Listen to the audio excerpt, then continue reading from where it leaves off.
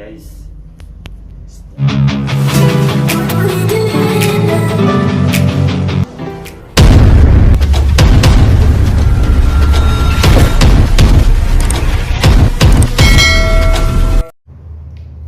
Asa man taron guys?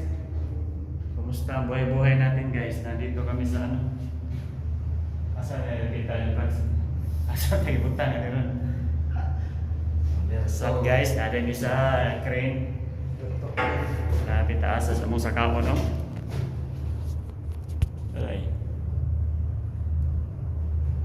Pakita natin ang gawas niya. Sa forma ng gawas. Moderator table. Mao ni siya mo toyo ng part sa crane.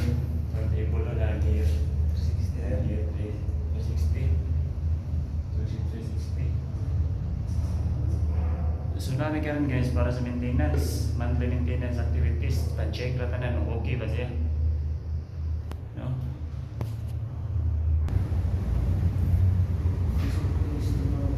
Morning wire drum. This is the wire drum guys. Ano yung part sa crane niya. Ano yung pinakabida sa crane? Ano? Lako kayo motor, hydraulic motor. Hydraulic power motor. Ano siya?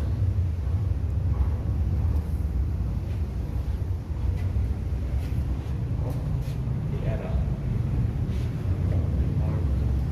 So, ini nga crane guys is Aino. Aino ang brand ani nga crane. Japanese made ni crane.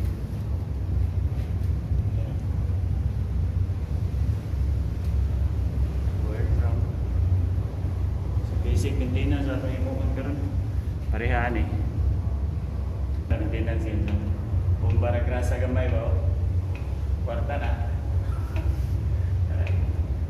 Ana ra grasa ra bearing guys. So grasa na to ang gear sa one drum. Bearing mga bearing. Bearing sa kumasahan guys.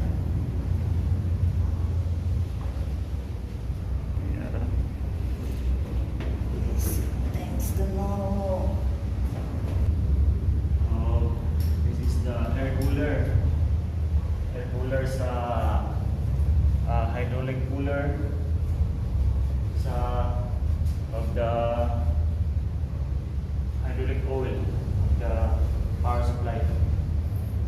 So the cooling medium is by air cooler, by air. So, as you can see guys, that's the air fan and the fins, air fins. Cooler side. As you can see, it's the air fan.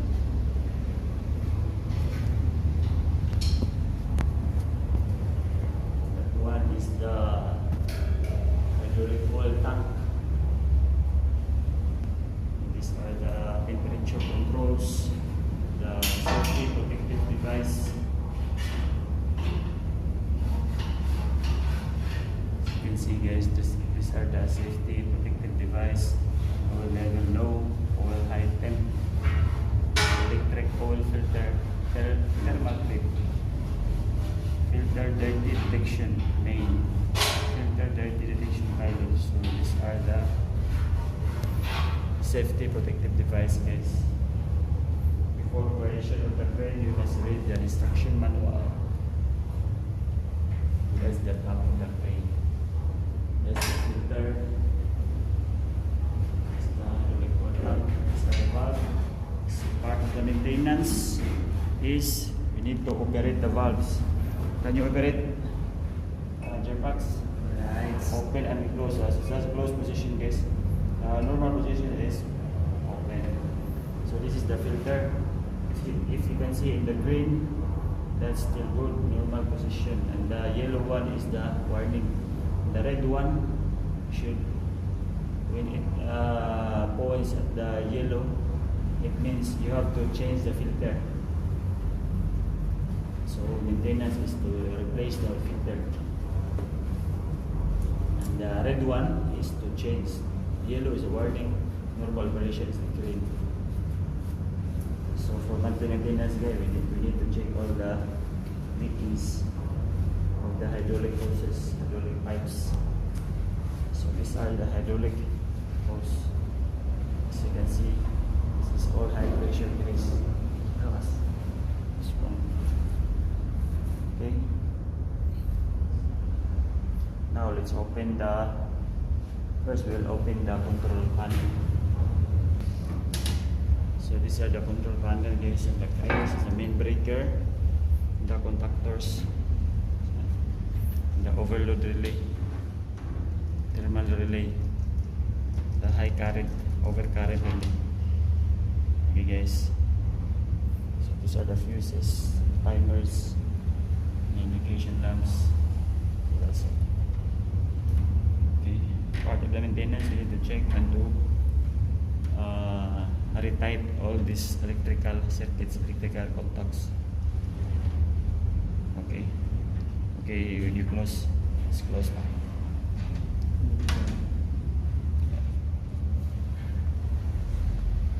So let's go to the outside guys. I mean in the driver side. This is the controller. Wow, you see guys, this is the control of the crane. So that's the crane. This is the number 2 crane. Number 2, the Aino. The type is Aino crane guys. See, this is the control of the lowering and hoisting and lowering control. As you can see, this is the left and right, down and up. I mean down and up is for the boom. This is the swing, left to right, and this is the for the runner, lower and hoisting. Okay, that's the crane, and that's the cargo hold number 2, number 1, forward part of the ship. So as you can see here guys, these are all the indication box. If there is some trouble, it will indicate here, motor overload. So you have to start the crane, just press motor start, and this is for stopping. This is where the operator sits. This crane can be operated by the ship's crew, or the stevedores, or the sure personnel guys. So this is the fan for heater, and there's also heater in case for low temperature area. So when operating the crane guys, as you can see, it's very important to read all these instructions and precautions here, warnings is posted here, how to operate, and what are the cautions and dangers when operating of the crane. So this is a familiarization vlog guys. I hope you learned something about this vlog guys, video guys. If you're interested in this, this is part of the marine engineering topic guys. So this belongs to technicals. So it's our job as engineers guys to maintenance regular in accordance with our preventive maintenance system guys. So if you are interested in this kind of topic guys, please don't forget to hit the like, share and subscribe. This is JBTV3 Vlog. Bye bye.